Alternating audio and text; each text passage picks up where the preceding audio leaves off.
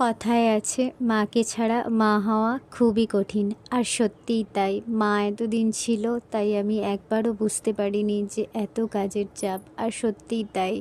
আর এদিকে দেখো, মা আজকে নেই, মা গেছে তার বাবার বাড়ি।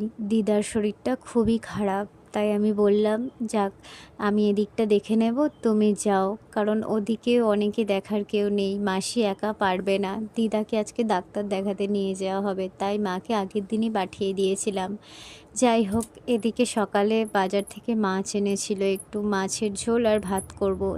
কদিন মা ছিল, সময়গুলো কীভাবেই যেন পার হয়ে যাচ্ছিল, কোনো চিন্তাই ছিল না।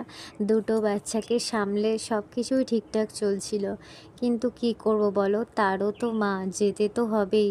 মা ফার্স্টে যেতে চায়নি, কিন্তু আমি বললাম যে মা, আমার কথা চিন্তা করো না, আমি ঠিকই করে নেব। তো কী করা যাবে, এক হাতে এখন করতে হবে। ওর বাবাও হেল্প করতে চায়, কিন্তু কি বলো তো, কাজের এতটাই প্রেশার ওর, ও তাড়াতাড়ি বেরিয়ে যেতে হয়। ওকে খাইয়ে দাইয়ে বললাম তুমি চলে যাও অফিসে, আমি দেখছি এদিকে। তো সকালবেলায় উঠে আমি সমস্ত কাপড় ধুয়ে নিয়েছিলাম, তারপরে এদিকে রান্না বসিয়ে দিয়েছি। এটাই করব খালি, আর কিছু পারবো না, কারণ ও এদিকে কাঁদবে। আর এদিকে দেখো, আমার অপেক্ষা করতে করতে মেয়ে কখন ঘুমিয়েই পড়েছে। আর তারপরে বাবা গতকাল অনেকগুলো ফল দিয়ে গেছিলো, এই মায়ের জন্যই এই ফলগুলো দিয়ে গেছিলো বিশেষ করে, কিন্তু মা আর খেতে পারলো কই। যাই হোক, কিছু আমি দিদার জন্য পাঠিয়ে দিয়েছি, আর কিছু রেখে দিলাম ছেলে আর আমার খাওয়ার জন্য। ওর বাবা অতটা ফল পছন্দ করে না, মানে খেলেও কলাটা খায়। তারপরে আমি একটা আপেল কেটে বললাম তুই খা।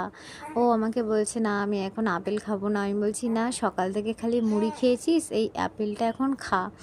তো আপেলটা আমি ওকে কেটে দিয়ে, ওদিকে রান্না বান্না হয়ে গেছে, আর এদিকে আমি সব পরিষ্কার করতে গেছিলাম।